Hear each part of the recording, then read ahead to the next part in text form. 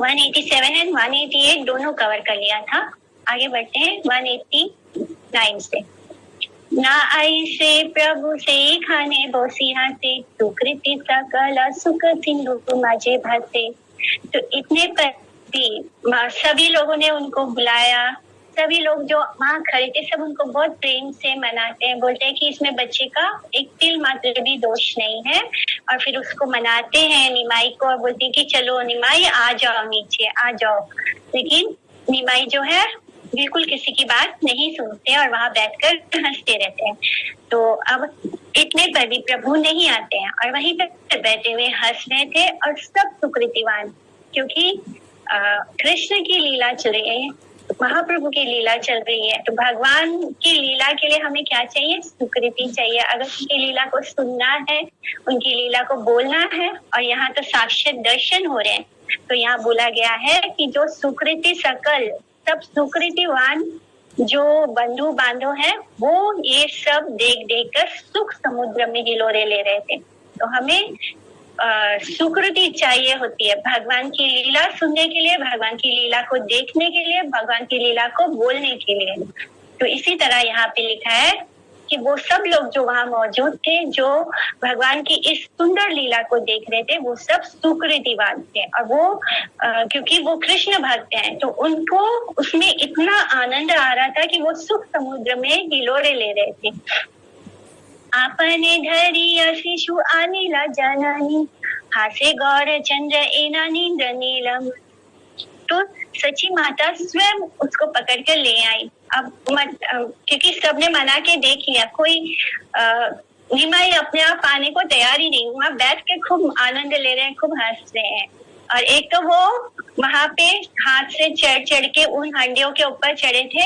हंडिया पूरी काली थी, क्योंकि उसके ऊपर कार्बन हो जाता है। जब हम आंच के ऊपर कोई चीज रखते हैं तो वो उसके ऊपर एक लेयर हो जाता है कार्बन का। तो इसी तरह वो सारा कार्बन जो है, क्योंकि वो हाथ से ऐसे पकड़ पकड़ के उसके ऊपर चढ़ के बैठे थे, तो अपने ऊपर उन्होंने सारा कालिक लगा लिया था, जिस कारण वो बिल्कुल कैसे लग रहे थे? श्री कृष्ण के भांति लग रहे थे, साक्षात कृष्ण ही हो। इसलिए माँ ने क्या किया? उनको खुद पकड़ कर ले आती है और वहां बैठे गौर चंद्र जो निमाई है, वो इंद्रनील मणि की भांति हंस रहे हैं। इंद्रनील मणि माने वो बिल्कुल नीले कृष्ण जैसे, डार्क ब्लू कलर है कृष्ण का, उस सेम टू सेम वो गोपाल कृष्ण जैसे लग रहे थे।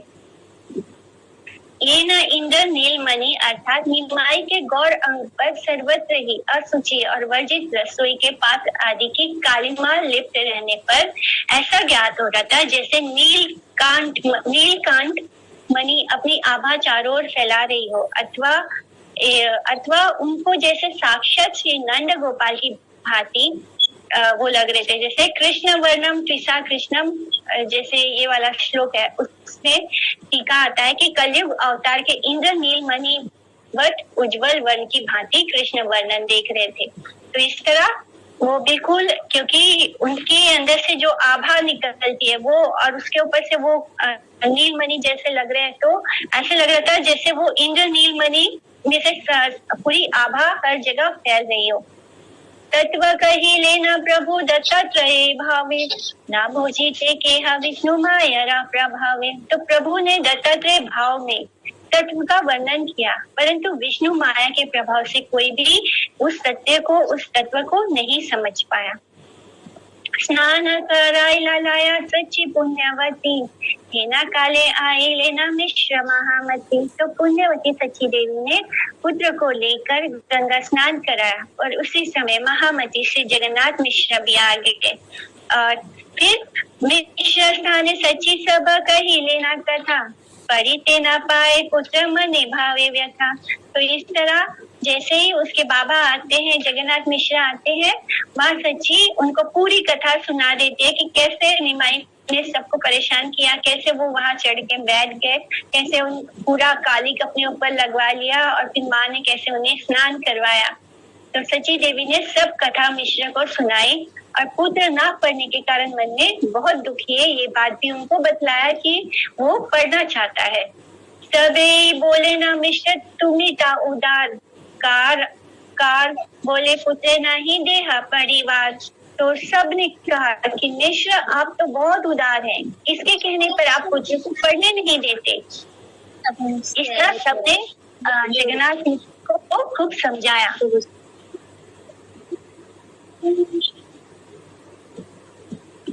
ये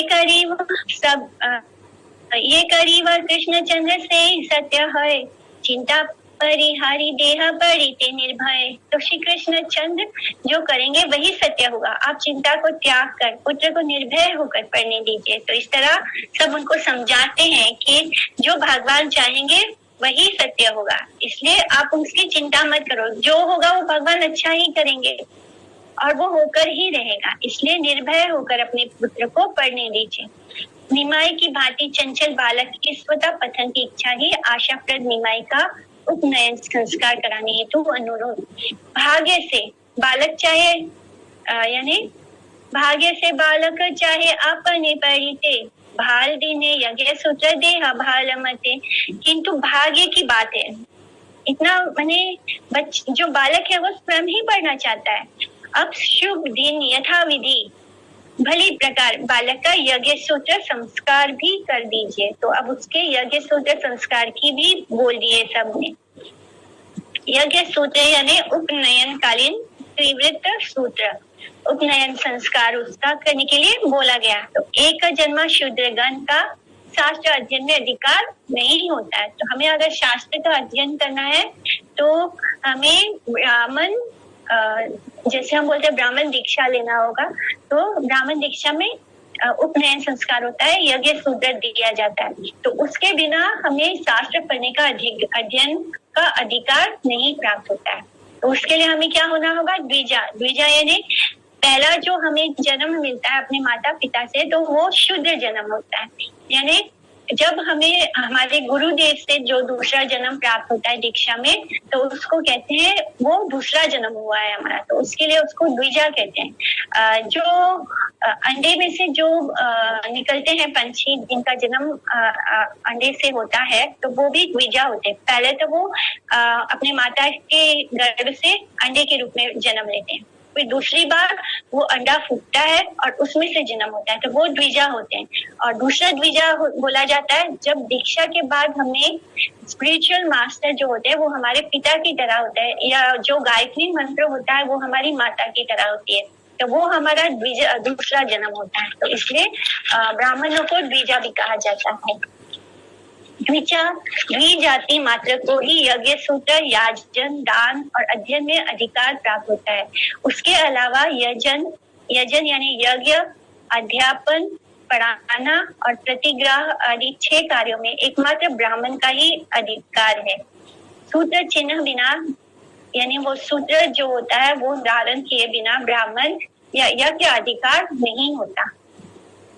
उप वेद समीपे त्वाम निश्चय, अर्थात मैं तुमको वेद समीप में उपनीत कराऊंगा, अर्थात वेद अध्ययन कराऊंगा।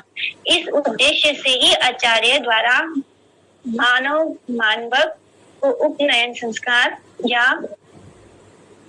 मेंजी बंधवा द्वारा वेद पाठ में अधिकार प्राप्त होता है। मिश्रा बोले तुम्हारा परम बंधु गण, तुम्हारा ये बोला सही हमारा वचन। तो मिश्र ने कहा आप ही मेरे परम बंधु हैं, आप जो कहते हैं वही मेरे वचन है। अलौकिक देखिया शिशु सर्व कर्म, विस्मय भावे न केहा नहीं जाने मन। तो इस प्रकार बालक के अलौकिक सर्व कर्म को देख कर सब विस्मित हो जाते हैं, किंतु कोई भी उनके वास्तविक मर्म को ना जान सकता है, नहीं जान पाया, क्योंकि भगवान की योग माया ने किसी को उस सत्य को प्रकाशित होने ही नहीं दिया।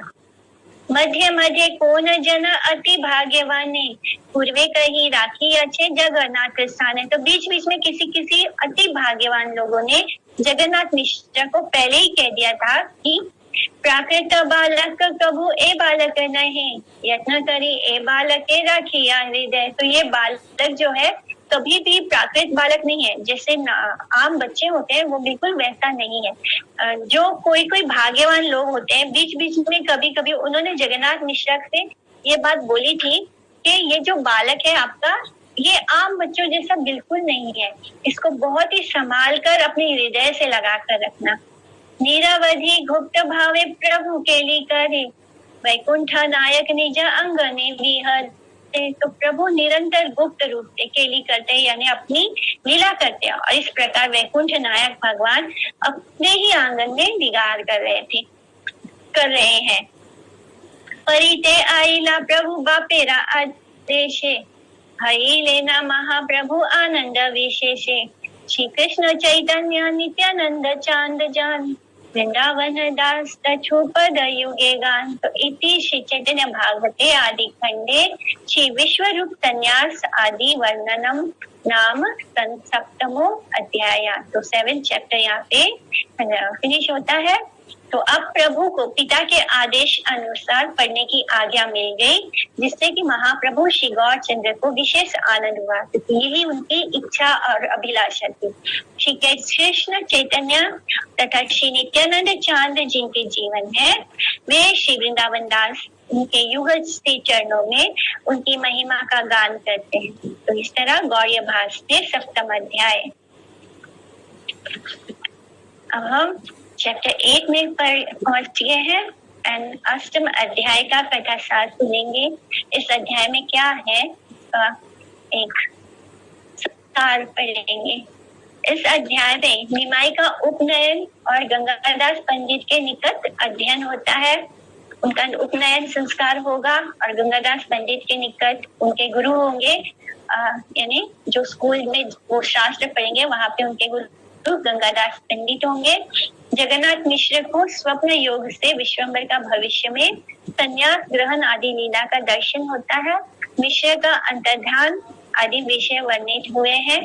और शुभ मास, शुभ दिन और शुभ क्षण में महा महोत्सव द्वारा श्री गौर सुंदर की उपनयन संस्कार ग्रहण लीला एवं जीवों के उद्धार हेतु वामन लीला आविष्कार पूर्वक सबके निकट दीक्षा ग्रहण और नवद्वीप के अध्यापक शिरोमणि अभिन्न सांदीपनि मुनि गंगादास पंडित के निकट श्री गौर सुंदर ने अध्ययन करना आरंभ किया।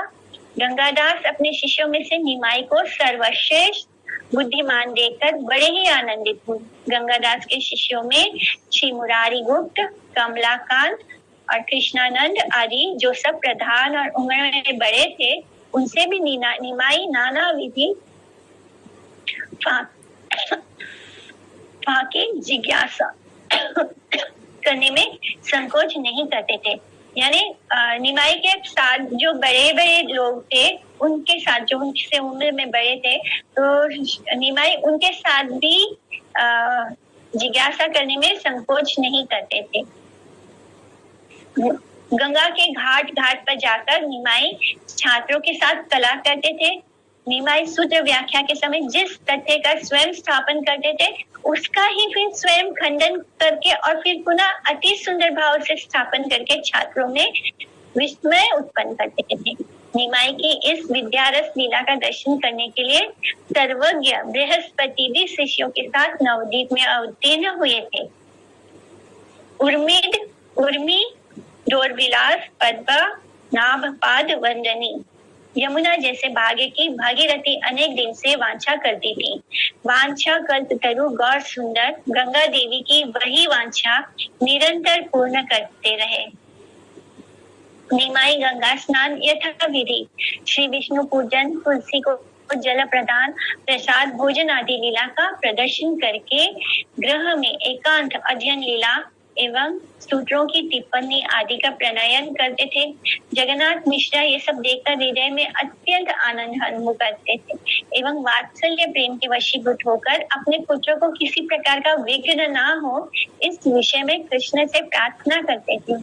एक दिन उनके पिता ने सपने में देखा कि निमाई अद्भुत सन्यासी वेश धारण करके अद्वैत आचार्य आदि भक्तों से वेष्टित होकर अनुशन कृष्ण नाम कीर्तन में हास्य नृत्य हंस रहे हैं, नाच रहे हैं, क्रंदन कर रहे हैं।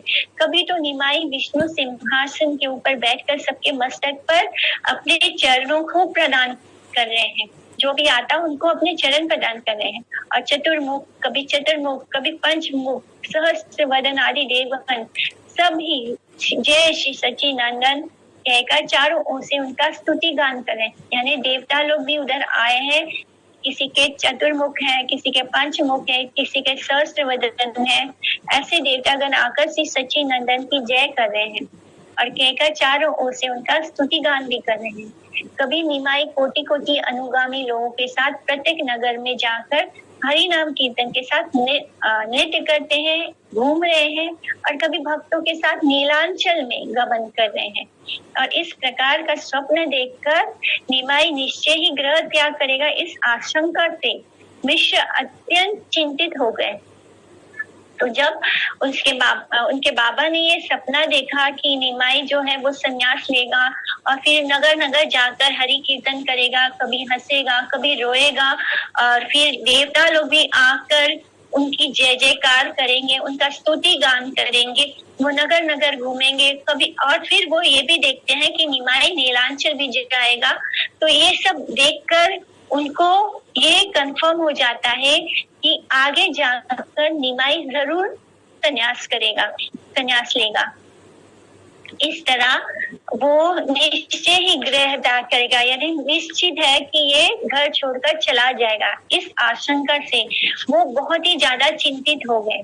सची देवी मिश्र को सांत्वना देकर बोली, निमाई जिस प्रकार से विद्या रस में निमग्न हुआ है, उससे वह ग्रह छोड़कर कहीं भी नहीं जाएगा। तो माँ सची ने उनको सांत्वना दिया, बोला कि निमाई तो पूरी तरह विद्या अर्जित करने में ही लगा है, वो पूरी तरह मगन है विद्या रस में।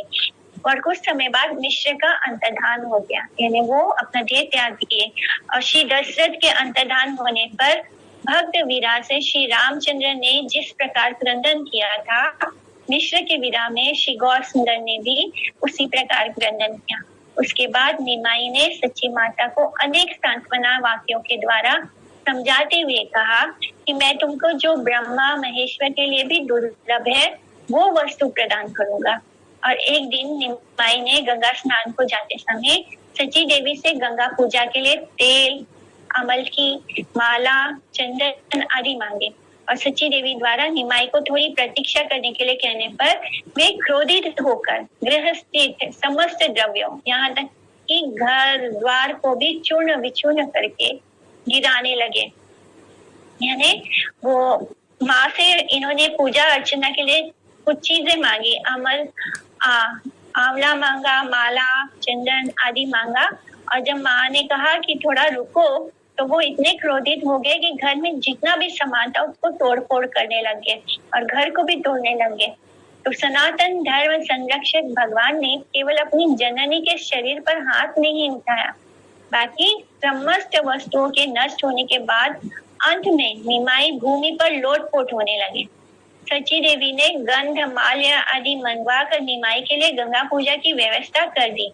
यशोदा जैसे गोकुल में कृष्ण का समस्त चांचल्य सहन करती थी, उसी प्रकार सची देवी भी नवदीप में निमाई का सब प्रकार का चांचल्य सहन करती थी। निमाई के गंगा स्नान आदि करके गृह में प्रत्यावर्तन पूर्वक भोजन आदि समाप्त करने के बाद सची देवी पुत्र को समझाकर कहने लगी कि इस प्रकार गृह सामग्री का विनिष्ट करना, उसको नुकसान पहुंचाना, घर की चीजों को, तुम्हें क्या लाभ मिलेगा, तुम्हें क्या फायदा होगा, कल क्या खाओगे, तुमने सब कुछ तो ऐसे बर्बाद कर दिया। तो ऐसी कोई सामग्री घर में नहीं है, कल हम क्या खाएंगे। उसके उत्तर में निमाई ने जननी से कहा, विश्वम्बर कृष्ण ही सबके एकमात्र पालक हैं, उनके दासों को अपने अपने आहार के लिए चिंता करने की कोई जरूरत नहीं है। इतना कहकर सरस्वती पति गौर सुंदर ने अध्ययन लीला प्रकाश बाहर गमन किया, यानी बाहर वो अपने स्कूल गए और एवं गृह में वापस आकर जननी के हाथ में 2 तोला सोना प्रदान कर कृष्ण ने ये संबल पूंजी प्रदान की है, इसको भजाकर सब प्रकार का व्यय निर्वाह करो। तो ऐसा उन्होंने बोला कि जो भगवान के भरोसे जीता है उसको अपने भरण पोषण की चिंता करने की कोई जरूरत नहीं। ऐसे बोलकर वो अपने स्कूल चले जाते हैं और फिर जब वापस लौटकर घर आते हैं तो अपने माँ के हाथ में 2 तोला सोना का सिक्का देते हैं और बोलते हैं कि इसको जाकर बेचकर जो भी घर में सामान नहीं है वो ले आइए। तो सची देवी ने देखा कि जब कभी गृह में किसी प्रकार के संबल का संकोच होता तो तभी निमाई ना जाने कहां से ऐसा स्वर्ण ले आता। यानी जब भी घर में कोई चीज कमी हो जाती, निमाई कहीं से उन्हें एक ये सोना लाकर दे देता। सची देवी भयभीत हो गई, वो डर गई, क्या जाने बाद में कौन सा संकट आ जाए। अचानक निमाई का हाथ से उन्हें सोना लाकर देता है तो माँ सच्ची बहुत घबरा गई। पता नहीं निमाई ऐसा क्या काम कर रहा है जो कहाँ से सोना लेकर आता है, और पता नहीं बाद में हम पर कौन सा संकट गिर पाए। तो 10-5 व्यक्तियों को दिखाकर सची देवी उन्हीं स्वर्ण खंडों को भंजाकर घर की आवश्यक वस्तुओं का संग्रह करती थी। तो वही जो सोना लाकर देता था उसके खंड लाके देते थे, तो वो 10-5 व्यक्तियों को दिखलाती थी और फिर वो उसी को भंजाकर यानी उसको ही बेचकर घर के जितने भी आवश्यक वस्तुएं हैं उनको ले आती थी। स्नान, भोजन, पर्यटन, घूमना फिरना सब समय की ये निमाई शास्त्र चर्चा में लगे रहते हैं। हर समय तो निमाई शास्त्रों की चर्चा में ही लगे रहते हैं। जगत के दुर्भाग्य से उस समय भी उन्होंने आत्म प्रकाश नहीं किया था। अंतर हरि भक्ति शून्य संसार का चित्र, उसके लिए पर दुखी वैष्णव के हृदय वेदना वर्णन के साथ यह अध्याय समाप्त हुआ है। अब हम गौड़ीय भाष्य पढ़ेंगे। जय जय कृपा सिंधु श्री गौर सुंदर, जय सची जगन्नाथ गृह प्रशधर। तो कृपा सिंधु श्री गौर सुंदर आपकी जय हो, जय हो। श्री सची जगन्नाथ गृह के चंद्र आपकी जय हो, आपकी जय हो। जय जय नित्यानंद स्वरूपे राग प्राण, जय जय संकीर्तन धर्म मेरा निधान। तो श्री नित्यानंद स्वरूप के प्राण आपकी जय हो, आपकी जय हो। संकीर्तन धर्म के आधार आपकी जय हो। श्री गौर सुंदर ही कीर्तन नामक भक्ति के प्रवर्तक है। कृष्ण वर्णम कृषा कृष्णम संगोपांगास्त्र पार्षदम यज्ञ संकीर्तना प्रायर्यजन्ति ही सुमेधासा। श्लोक में उनका ही निर्देश किया है। तो ये जो श्रीमद् भागवतम का श्लोक आता है canto 11 chapter 5 and shloka number 32, तो इसमें श्री गौर सुंदर के बारे में ही दिया गया है।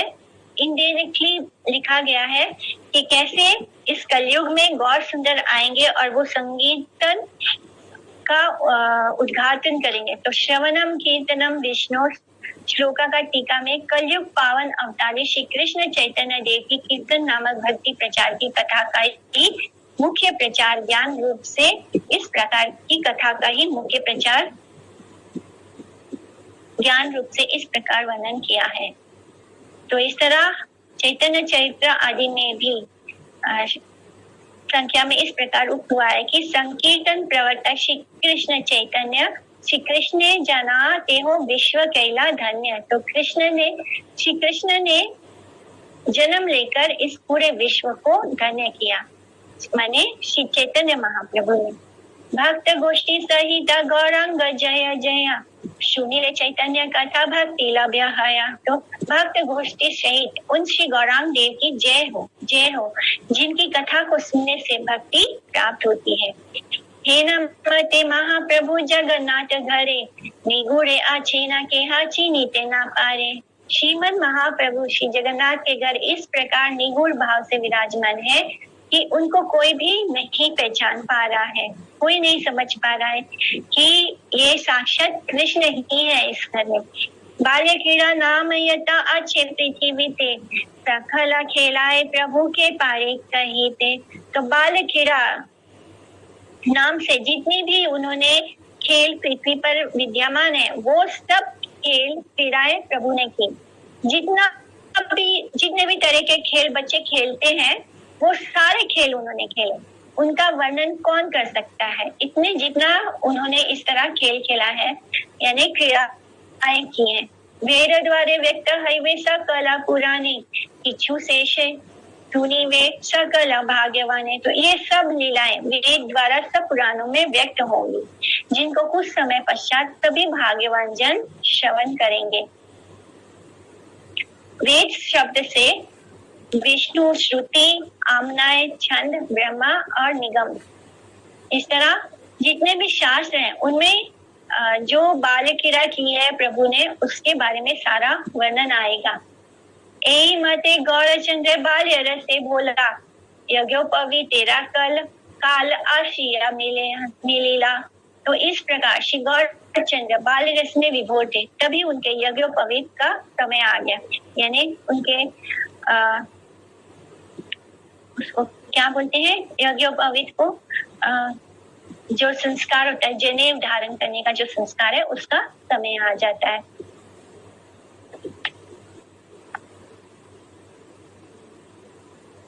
यज्ञ सूत्र पुत्रेरा दीवारे मिश्रवरा, बंधु वर्ग दाकिया अनिला निज घरा, परम हरिषे सबे आसिया मिलिला, यारद एदा योग्य कार्य करी ते लागिला। तो पुत्र को यज्ञ सूत्र देने के अवसर पर श्री मिश्रवर सब बंधु बांधवों को अपने घर पर बुलाकर लेकर आए, और सभी बंधु बांधव परम हर्षपूर्वक उनके घर पर आए, और जिसके योग्य जो कार्य था वह उसने किया। तो सबने मिलकर उस उत्सव को, उस जो कार्यक्रम था उसको, यज्ञ सूत्र का जो कार्यक्रम था उसको एक उत्सव की तरह मिलकर सबने हेल्प किया। जो काम कर सकता था, जो सेवा कर सकता था, उसने वो सेवा किया। श्री गणे जय दिया कृष्ण गुना गाय, नटा गणे मृदंगा सनाई शनाई वंशिवाय। तो श्रीया ने जय जयकार करती हुई कृष्ण गुण गाने लगी, और नटगण मृदंग बजाने लगे, शहनाई बजाई, वंशी बजाया, और अन्य वाद्य यंत्र बजाने लगे। विप्रगणे वेद पढ़े भाटे रायवार, सची गृह हईला आनंद अवतार। तो विप्रगण जो पंडित थे, जो ब्राह्मण थे, उन्होंने वेद पाठ किया और भाट गण स्तुति गान करने लगे। इस प्रकार सची गृह में मानो आज साक्षात आनंद से ही ने ही अवतार ले लिया था।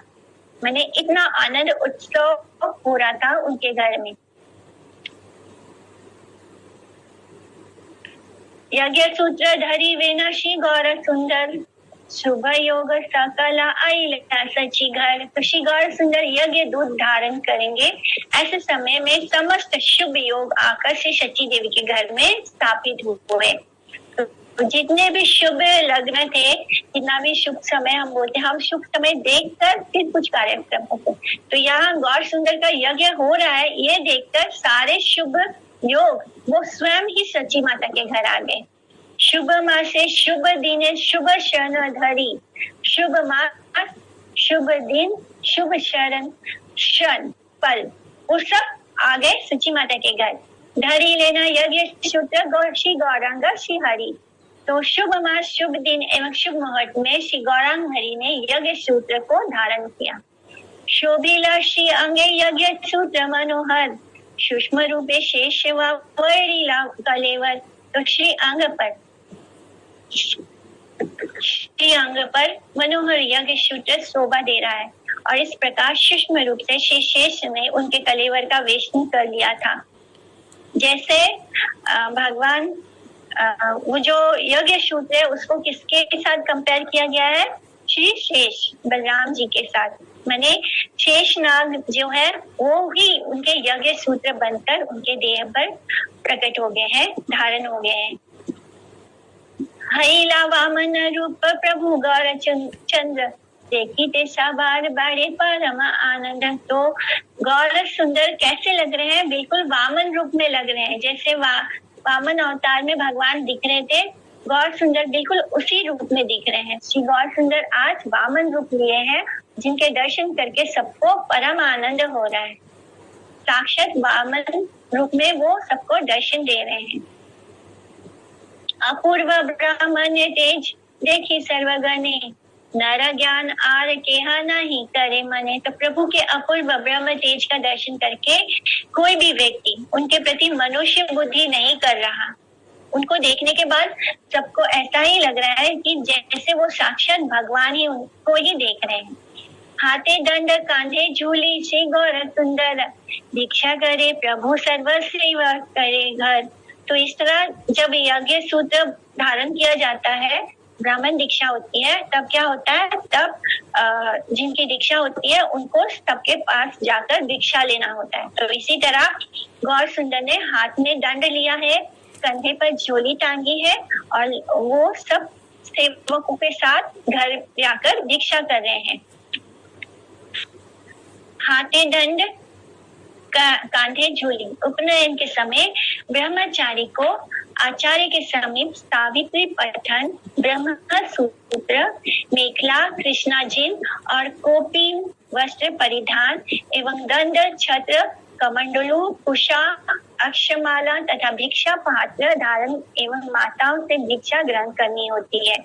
इस तरह उनको अपनी जितनी भी माताएं होती है उन सबके पास जाकर भिक्षा लेना होता है।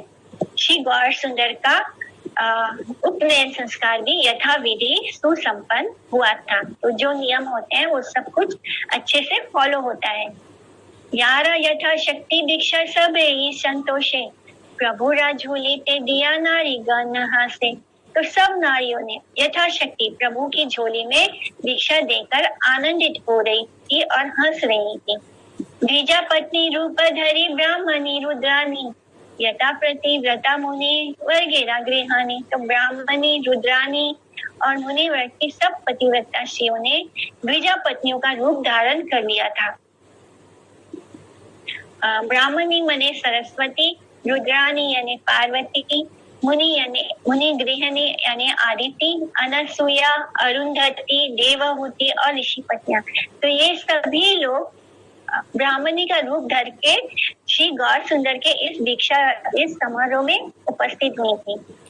और जब वामन अवतार में भगवान का उपनयन संस्कार होता है, आदिति माता के पुत्र बन के आते हैं ना वामन अवतार में, तब उनको सबसे पहले जब वो भिक्षा मांगने जाते हैं तो वो पार्वती जी के पास जाते हैं और सबसे पहले भिक्षा उनको उन्होंने ही दिया था।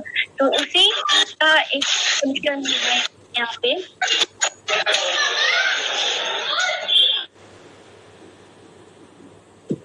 तो इस तरह वो यहाँ पर सभी उपस्थित हो गई हैं, यानी रुद्रानी यानी शिव, माँ दुर्गा भी है, ब्राह्मणी यानी सरस्वती जी है, पार्वती जी है, आदिति है, अनसुया, जितनी भी देवी देवता है सब वहाँ पे उपस्थित है। श्री वामन रूप प्रभु देखिया संतोषे, सबे झोले ते भिक्षा दिया हाथे। तो प्रभु के श्री वामन रूप का दर्शन करके सभी बहुत आनंदित हो रहे। ऑलरेडी वो बहुत सुंदर थे और फिर जब वामन रूप में उन्होंने वेश धारण किया तो उसमें वो और भी ज्यादा साक्षात प्रभु वामन अवतार के रूप में ही दर्शन दे रहे हैं। वो रूप देखकर सबके मन को बहुत ही आनंद प्राप्त हो रहा है और उनकी झोली में भिक्षा देकर सब हंस रही हैं, सब माताएं हंस रही हैं।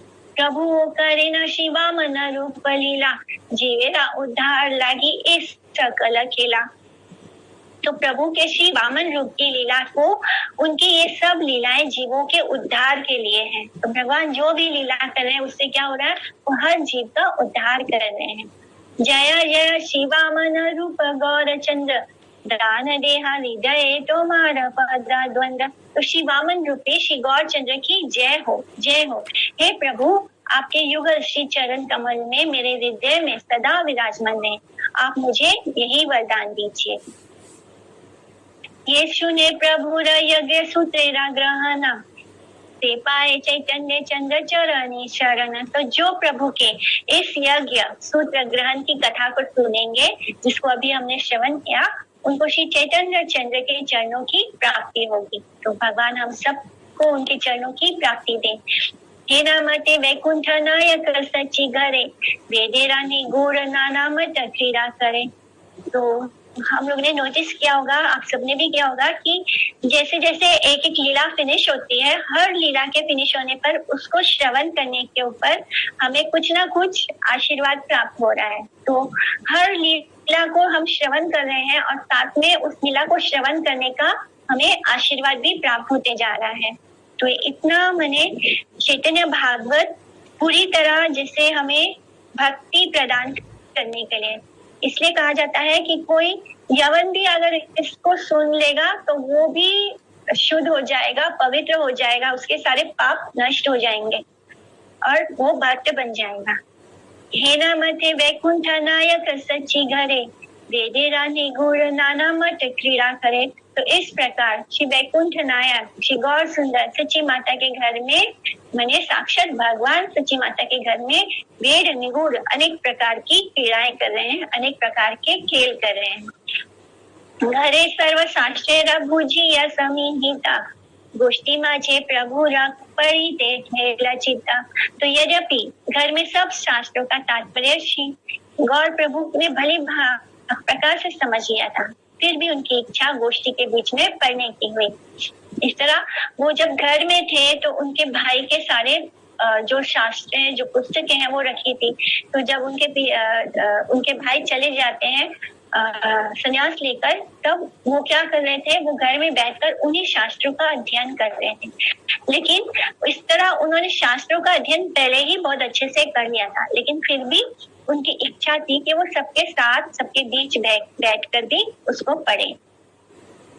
श्री गौर नारायण वैकुंठपति भगवान ही है, इसलिए यद्यपि वे ही सब शास्त्रों की प्रतिभा है, सब शास्त्र उन्हीं से आते हैं, पांडित्य ऐश्वर्य के एकमात्र वही आधार है, तब भी लौकिक लीला, इस संसार में लीला करने के का अभिनय करके जड़ पंडित अभिमानियों को, जो मटेरियलिस्टिक पंडित हैं, उनके अभिमान को अज्ञ रूढ़ि वृत्ति द्वारा उत्पन्न विचार चेष्टा को ग्रहणीय और निश्चित करके यथार्थ पंडित, यानी रियल में जो पंडित होता है, विद्वान या भक्तों के विद्व रूढ़िवाद वृत्ति मूलक विचारों की महिमा का प्रदर्शन करने के लिए सांदीपनी मुनि के निकट कृष्ण के अध्ययन की भांति व्याकरण आदि शब्द शास्त्र पढ़ने की इच्छा व्यक्त की। तो इस तरह भगवान चाहते थे कि जो जड़ बुद्धि वाले पंडित हैं, जो भगवत गीता और भागवतम पढ़ा तो रहे हैं, लेकिन उसके मूल तत्व को उन्होंने हटा दिया, वो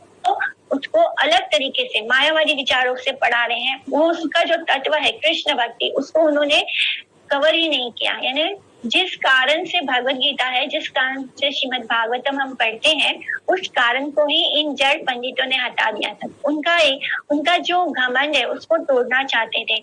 और फिर इसी तरह जैसे कृष्ण ने भी एक गुरु को स्वीकार किया, क्योंकि भगवान अपने एग्जाम्पल से हमें बताते हैं कि हमें जो ज्ञान है वो एक गुरु की शरण लेने से ही प्राप्त हो पाता। इसी तरह वो यहाँ भी लीला कर रहे हैं, जैसे कृष्ण बनकर उन्होंने सांदीपनी मुनि के निकट शिक्षा ग्रहण की थी, उसका अभिनय किया था, ठीक उसी तरह यहाँ भी श्री गौर सुंदर शिक्षा ग्रहण करना चाहते हैं। नवद्वीपे अच्छे अध्यापक शिरोमणि गंगादास पंडित ये है न सांदीपनी। तो नवद्वीप में अध्यापक शिरोमणि, जो सबसे श्रेष्ठ अध्यापक है, वो श्री गंगादास पंडित है। और वो कौन है? श्री सांदीपनी मुनि के ही अवतार हैं। इस तरह सांदीपनी यानी श्रीमद्